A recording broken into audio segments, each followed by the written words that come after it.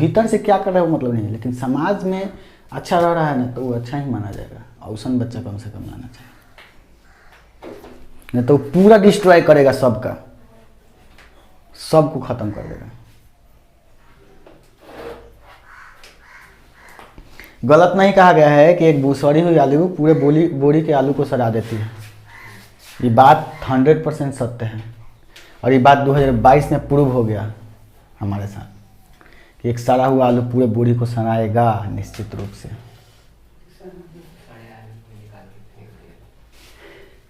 समझे? वो रहेगा बोरा में तो सड़ाइबे करेगा। अगर फेंक भी दीजिएगा ना लस्सी लगिए जाएगा तनी सा।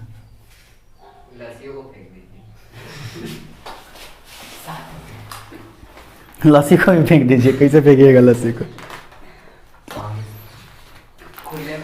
लाइफ में इतना बात याद रखिए कि जब तक आपको सफलता नहीं मिल जाता है ना तब तक आप गलत माहौल में आपको रहना ही नहीं चाहिए।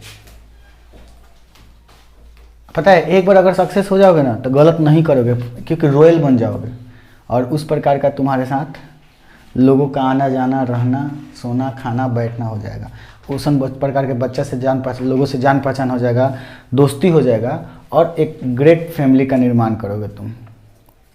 और जो अनसक्सेसफुल होते हैं ना, जो जिनको मतलब अपने लाइफ से कोई मतलब नहीं होता है ना, वही आदमी इस वर्ड यूजलेस की तरह काम करते हैं या फिर अपने ज़िंदगी को यूजलेस बना देते हैं और जितना घटिया काम होता है उसी प्रकार का लोग करते हैं।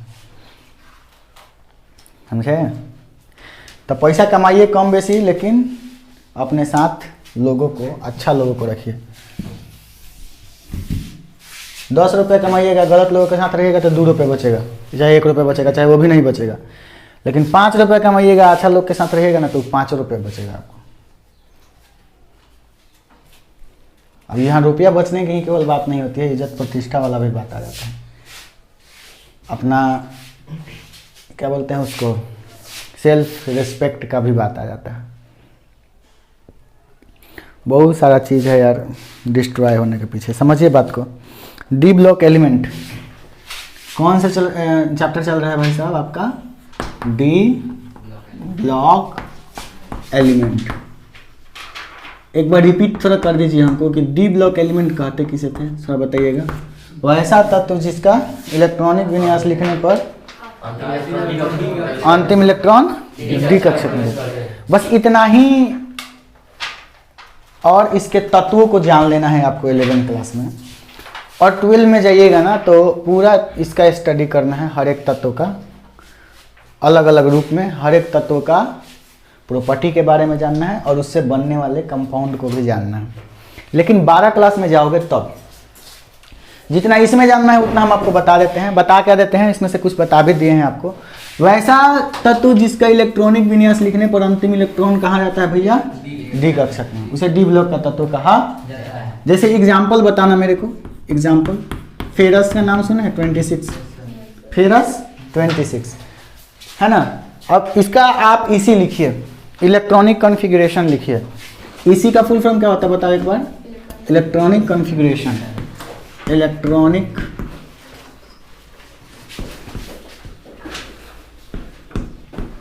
कॉन्फ़िगरेशन, इलेक्ट्रॉनिक कॉन्फ़िगरेशन मतलब इलेक्ट्रॉनिक विन्यास।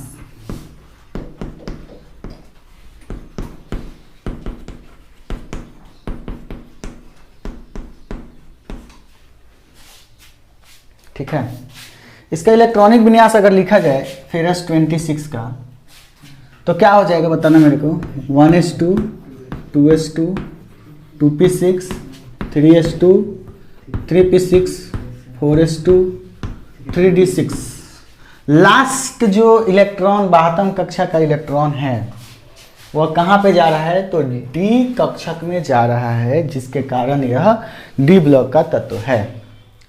अब इसका थोड़ा शॉर्ट लिखोगे, ठीक है, तो हम आपको बताए थे कि यहाँ से जो आर्गन होगा 18 गो आर्गन, वो तो निष्क्रिय हो जाएगा। 2 2 4 6 10 2 12 6 18 इतना। तो इतना के लिए डायरेक्ट आप क्या लिख सकते हो? आर्गन, हाँ, 3d6 एंड 4s2। अब इस वाले इलेक्ट्रॉनिक विन्यास से अगर आपसे पूछा जाए कि बताइए कि ये कौन से आवर्त में होगा, तो हमने बताया था कि मैक्सिमम जो कक्षा की संख्या है वो आवर्त का निर्धारण करता है। तो मैक्सिमम कक्षा कितना गया है, तो 1 कक्षा 2 कक्षा 2 कक्षा 3 कक्षा 3 कक्षा 4 कक्षा 3 कक्षा, मैक्सिमम कक्षा 4 गया है, यानी कौन से आवर्त का ही तत्व है, चौथे। क्योंकि n का मैक्सिमम मान 4 है तो आवर्त संख्या फेरस का क्या होगा, चौथा, यानी कि 4th आवर्त में है। कौन डी का तत्व है बच्चा, 3D का तत्व है, क्योंकि लास्ट में 3D में जा रहा है। बात तो माइंड के अंदर गया, यानी कि अगर डी ब्लॉक में सबसे पहला अगर तत्व होता है तो वो 3D का तत्व होता है। कौन डी का तत्व होता है, 3D का तत्व होता है। और 3D में सबसे पहला तत्व कौन आता है, तो सोच समझ के बताएंगे कि 3D में सबसे पहला तत्व कौन आएगा। सबसे पहला तत्व कौन आएगा, देखिए ध्यान से, यहां तक तो आपका इसके बाद ना डी का शुरुआत हो रहा है, इसके बाद डी आ रहा है, यानी 2 2 4 6 10 2 12 6 18 2 20 गो तत्वों के बाद डी का शुरुआत हो रहा है। यानी 20 गो तत्वों के बाद जब डी का शुरुआत हो रहा है तो 21वां तत्व ना डी ब्लॉक का होगा। कौवा तत्व होगा, 21वां तत्व। कौन सा तत्व होगा जरा बताना मेरे को, 21वां तत्व डी ब्लॉक का होगा। और 21 नंबर पे होता कौन है जरा बताना मेरे को, Sc, स्कैंडियम 21। स्कैंडियम कितना, 21। तो स्कैंडियम 21 यहाँ से डी का शुरुआत हो रहा है, यानी कि D1 है, ये 3D1 है, 3D1 है, बताओ ना। इसके बाद डी आ रहा है तो पहले तो डी में 1 है ना जाएगा इलेक्ट्रॉन, फिर 2 फिर 3 फिर 4 फिर 5 फिर 6 फिर 7 फिर 8 फिर 9 फिर 10, यानी कि D1 से लेकर 3D10 तक होगा। अब 3D10 मतलब यहाँ पे कौन सा तत्व आ जाएगा, तो जिंक। क्यों, 21 के बाद 10 21 22 23 24 25 26 27 28 29 30, 30 ना, तो 30 पर कौन होता है बच्चे, आपको पता है, जिंक होता है, यानी कि Zn30। स्कैंडियम 21 से लेकर के Zn30 तक आपका कौन डी का तत्व है, तो 3D का तत्व है। कौन डी का तत्व है भाई साहब, आपका 3D का तत्व है, जो कि कौन से आवर्त में मिलता है आपको, चौथे आवर्त में। कौन से आवर्त में, चौथे आवर्त में मिलता है। कौन डी का तत्व, 3D का तत्व। बात समझ में आ रहा है ना। अच्छा, बाह्यतम इलेक्ट्रॉनिक विन्यास इसका क्या हो रहा है, बाह्यतम इलेक्ट्रॉनिक विन्यास क्या हो रहा है। यहाँ तक तो बच्चा आपका पूरा का पूरा ये निष्क्रिय है, उसके बाद है ना बाह्यतम इलेक्ट्रॉनिक विन्यास है, उसके बाद ही ना। तो बाह्यतम इलेक्ट्रॉनिक विन्यास क्या हो रहा है, देखिए n का मान 4 है, उसे एगो कम d है, उसे एगो कम d है, यानी कि n से एगो कम क्या है, d। 1 से लेके कहाँ तक, 10 तक। समझ में आ रहा है बात, 1 से लेके 10 तक। अब फिर s लास्ट में आ रहा है जो कि n के बराबर है, यानी कि ns, इसमें 1 इलेक्ट्रॉन हो सकता है या फिर 2, 1 से लेकर 2 तक। ये हुआ डी ब्लॉक का बाह्यतम इलेक्ट्रॉनिक विन्यास। मजा आ रहा है, समझ में आ रहा है। अगर मैं आपसे पूछूं कि 3D के तत्व का बाह्यतम इलेक्ट्रॉनिक विन्यास क्या होगा, तत्व का बाह्यतम इसी मतलब इलेक्ट्रॉनिक कॉन्फ़िगरेशन क्या होगा 3D के तत्व का, तो भैया 3D के तत्व का होगा आपका क्या होगा, ध्यान से देखो यहाँ पे। तो आर्गन हो रहा है, क्या हो रहा है बच्चा बट्टी आपका, आर्गन हो रहा है, और 4s2 हो रहा है, 1 से 2 ले लेते हैं, और 3D क्या हो रहा है, 1 से लेकर 10 तक, 1 से लेकर, ये 3D के तत्व का बाह्यतम इलेक्ट्रॉनिक विन्यास हुआ। मजा आ रहा है, समझ में आ रहा है ना। चलिए अब 3D के पूरे तत्वों की बात करते हैं। स्कैंडियम से लेके कहाँ तक है भैया, जिंक तक है। स्कैंडियम से लेके कहाँ तक है, जिंक तक है, ठीक है ना। आवर्त नंबर कौन में आ रहा है जरा ये भी बता दो मेरे को, आवर्त नंबर 4 में आ रहा है, आवर्त नंबर 4 में आ रहा है। और आपको शायद ये भी पता होगा कि डी ब्लॉक के तत्व कौन से ग्रुप तक हैं, क्या पता है, ग्रुप नंबर 3 से लेके ग्रुप नंबर 12 तक डी ब्लॉक के तत्व, ये बात बताए थे ना। ग्रुप नंबर 3 से कहाँ तक, ग्रुप 12 तक कौन ब्लॉक के तत्व आपको मिलते हैं, डी ब्लॉक के तत्व मिलते हैं। थोड़ा सा इसको हम लिख देते हैं, 3 4 5 6 7 8, 9, 10, 11 और 12 है ना, ये वर्ग है, डी ब्लॉक के तत्व है। समझ में आ रहा है सबको? अच्छा, मेंडलीफ इसको क्या बोला था? इसको 3 भी बोला था ना यार, इसको 4 भी, इसको 7 भी। अच्छा, 8 में 3 वो था, याद है पीरियोडिक टेबल में जब पढ़ाए थे तो? कौन कौन? 10, 9 और 8। ये कौन भी था? 1 भी। और ये कौन भी था? ये सब पीरियोडिक टेबल में आपको बताया गया था। ठीक है, कौन से आवर्त से शुरू हो रहा है भैया डी ब्लॉक का? तो जल्दी बोल दो, अभी बताएं। चौथा आवर्त से। आवर्त तो साथ ही है ना, तो चौथा आवर्त से कौआ आवर्त होगा? सातवां। तो पहले हम चौथा आवर्त का जानते हैं, फोर्थ। अब फोर्थ में कौन सीरीज मिल रहा है बोलो तो? 3D series. कौन सी सीरीज बच्चा पार्टी? 3D सीरीज, यानी 3D का तत्व मिल रहा है। कहाँ से कहाँ तक मिल रहा है जल्दी बोल दो हमको? स्कैंडियम 21 से लेकर के जिंक 30 तक। स्कैंडियम 21 से लेकर जिंक, यानी कि इसमें स्कैंडियम 21 आ जाएगा बोलो। उसके बाद 22 आएगा। 22 पर कौन होता है? हाँ, टाइटेनियम। कितना पर? 22 पर, है ना। फिर उसके बाद वेनेडियम कितना पर? 23। फिर क्रोमियम कितना पर? फिर उसके बाद मैग्नीज ना, Mn 25। फिर उसके बाद फेरस कितना पर? 26। फिर नौवा में कोबाल्ट 27। फिर निकेल 28। फिर कॉपर 29 और जिंक हो जाएगा 30। ये हुआ आपका 3D का तत्व। बता दीजिए एक बार कौन सा तत्व हुआ यह? 3D का तत्व। ठीक है ना। अब 72 इलेक्ट्रॉनिक विन्यास लिख लेते हैं हम। इसका क्या होगा अभी ऊपर सिखा दिए हम आपको। 72 इसी इलेक्ट्रॉनिक कॉन्फ़िगरेशन क्या होगा? स्कैंडियम का क्या होगा? 18 को तो भैया आर्गन हो जाएगा, बोलो 18 को क्या हो जाएगा इसका? आर्गन। अब उसके बाद क्या हमने बताया है? 4s1 या 2 3D1, क्योंकि 3D1 ही था पहले, तो 1 से शुरू होगा ना। 3D1, 3D2, 3D3, 3D4, 3D10 तक। तो इसमें आएगा, बोला बता दो जल्दी से, 4s2 एंड 3D1। देख लो 18 2 20 के कैसे हो रहा है ना। फिर इसका 72 इलेक्ट्रॉनिक विन्यास क्या होगा? 18 को तो आर्गन हो जाएगा आपका, बोलो 4s2 3D2। इसका बताना क्या हो जाएगा? Argon 3D3। इसका क्या हो जाएगा बता दो इसी से? 4s2 3D4। ठीक है ना। वैसे ही इसका 4s1 3D5 होता है। क्या होता है बच्चा इसका? ये गलत है।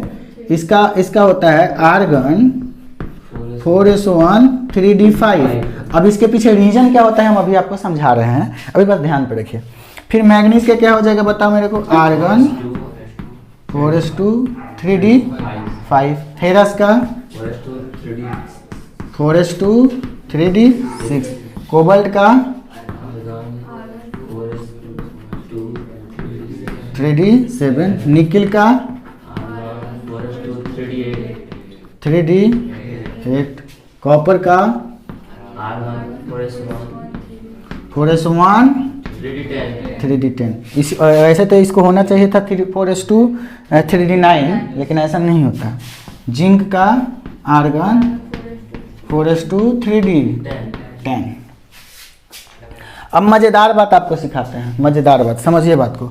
जहाँ पे मैंने लिखा है यहाँ पे आपको कॉपर क्रोमियम ना Cr24 का, इसका जनरल इलेक्ट्रॉनिक विन्यास अगर मैं पूछूं तो नियम के हिसाब से तो ऐसा होना चाहिए था, आर्गन 4s2 3D4 होना चाहिए था। ठीक है ना। लेकिन ध्यान से समझिएगा, डी ब्लॉक में 5 गो ऑर्बिटल होता है। कितना? 5 गो। 1 2 3 4 5। ये क्या है? डी ऑर्बिटल है। कौन ऑर्बिटल है? डी ऑर्बिटल है। जिसमें कितना इलेक्ट्रॉन हो सकता है? एक में 2 गो इलेक्ट्रॉन होता है। तो 1 2 3 4 5 6 7 8 9 10 गो इलेक्ट्रॉन हो सकता है। 10 गो इलेक्ट्रॉन। अब ये पूरा का पूरा फुल फील्ड ना है, फुल फील्ड है। तो कोई भी चीज़ अगर भरपेट कोई व्यक्ति खा लेता है तो कहा जाएगा ना कि अब ये स्टेबल हो गया, अस्थाई हो गया, है ना। ये भरपेट खा लिया, जितना चाहिए उतना तो ठूस लिया है ना। तो इसे फुलफिल्ड कहेंगे और कहेंगे कि ये अस्थाई है, ये अस्थाई इसी है, मतलब अस्थाई इलेक्ट्रॉनिक विन्यास इसको मिल गया है ना। अगर ये हाफ फील्ड रहे, हाफ फील्ड का मतलब एक ही गो सब में रहे, तो इसको तो आप पूर्ण भारा ना बोलोगे, और इसको क्या बोलोगे? अर्ध भारा। और अर्धभारा के कंडीशन में भी ये अस्थाई ही माना जाता है, यानी कि स्टेबल ही माना जाता है अर्धभारा के कंडीशन में भी। बात मजा आ रहा है? तो डी ऑर्बिटल या तो पूर्ण भरा होगा या तो अर्ध भरा होगा, तो कहा जाएगा कि अस्थाई है। और दुनिया में हर चीज अपने आप को अस्थाई बनाना चाहता है कि नहीं चाहता है ना? कोई भी ऑर्बिटल यदि आधा भरा हो तो ये अस्थाई होगा, या फिर पूरा भरा हो तो भी ये अस्थाई ही माना जाएगा। ज्यादा अस्थाई पूरा भरा में होगा, है ना? अब ध्यान से समझिए, यहाँ पे आर्गन 4s2 3d4 है, तो s के पास तो एक गो ऑर्बिटल होता है जिसके पास 2 गो इलेक्ट्रॉन है। मजा आ रहा है? अच्छा, यहाँ पे d के पास 4 गो इलेक्ट्रॉन है, ध्यान से देखिएगा, 4 गो इलेक्ट्रॉन, 1 2 3 4, एगो तो खाली है, एगो तो क्या है? अब सोच समझ के बताइए, हई तो अस्थाई है भैया, हई अस्थाई है, s तो अस्थाई है ना? अब सोच समझ के बताइए, कोई भी आदमी चाहता है कि हम अस्थाई हो जाए। ये s अस्थाई है लेकिन ये अस्थाई नहीं है, कोई भी ऑर्बिटल यही चाहता है कि हम अस्थाई हो, स्टेबल हो। ये अनस्टेबल है और ये क्या है? स्टेबल है। अब क्या करेगा कि s वाला कहेगा कि अगर हम इसको दे देते हैं तो हम अस्थाई ही रहेंगे, क्योंकि आधा भरा हम हो जाएंगे, और आधा भरा के कंडीशन में भी तो अस्थाई ही होता है? तो अगर यहाँ से s एक इलेक्ट्रॉन d ऑर्बिटल में उछाल दे तो सोचिए कि 4 गो था, तो अब यहाँ कितना हो जाएगा? 5 गो। अब देखो, ये भी स्टेबल हो गया और ये भी स्टेबल हो गया, तो क्यों नहीं ऐसा कुछ किया जाए कि दोनों स्टेबल हो जाए? तो ये विन्यास गलत हो जाएगा। अगर ये एक दे देगा तो 5 हो जाएगा, ये भी स्टेबल ये भी स्टेबल, यानी कि इसका अस्थाई विन्यास होगा आर्गन 4s1 एंड 3d5। ये होगा कौन विन्यास? अस्थाई इलेक्ट्रॉनिक विन्यास, यानी इसी। आई होप कि समझ में आ गया होगा। क्रोमियम एक अपवाद था ना भैया, क्रोमियम क्या था? क्यों अपवाद था? अब इसमें कॉपर भी अपवाद है। क्यों अपवाद है? आपको समझ में आया होगा। अब थोड़ा कॉपर पे बात करते हैं हम लोग। किस पे बात करते हैं भाई साहब? कॉपर पे। दिख रहा है यहाँ से? देखो तो, दिख रहा है? दिख रहा है? दिख रहा है ना? चल रहा है ना? कॉपर 29 दिख रहा है? साइड में बैटरी लो दिखा।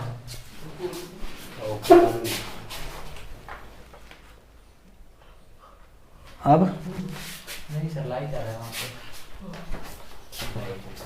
तो चलिए फिर कॉपर 29 की बात करते हैं। ये तो फुल फील्ड हाफ फील्ड का कंडीशन समझ में आया। कॉपर 29 की बात करते हैं, ही ना है?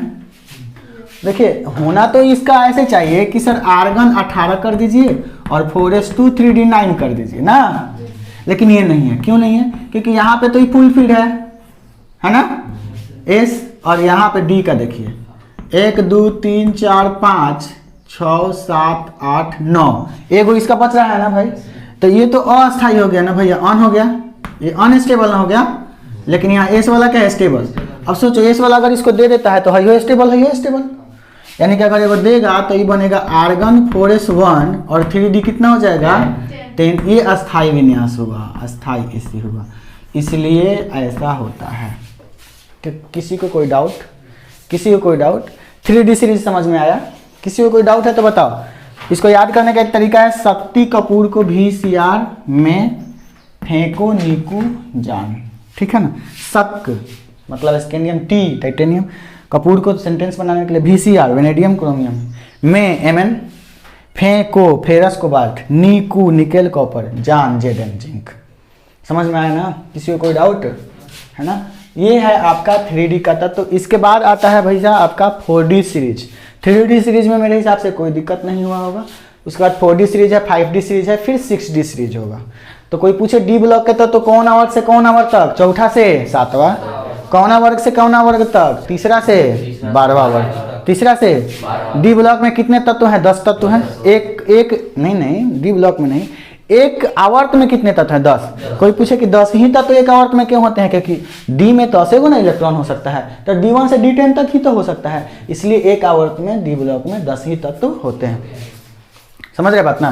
क्योंकि डी में मैक्सिमम इलेक्ट्रॉन कितना आ सकता है? S 10 गो। अब देखिएगा, एक आवर्त में अगर बात किया जाए तो S ब्लॉक के भी 2 ही तत्व होते हैं, क्योंकि S में मैक्सिमम 2 इलेक्ट्रॉन आ सकते हैं। P में एक आवर्त में 6 भी तत्व होते हैं, क्योंकि पी में मैक्सिमम कितने इलेक्ट्रॉन आ सकते हैं? 6। देखो एस में 2 गो तत्व हो सकता है एक एथी में, एक आवर्त में। डी में 10 हो सकता है और पी में 6 हो सकता है। तो 10 दोबारा 6 18, वैसे 18 को वर्ग होता है कि नहीं होता है? समझ में आया नहीं आया? यहाँ तक में किसी को डाउट है ना? तो चलिए इसको नोट करिए, फिर नेक्स्ट टॉपिक बताते हैं।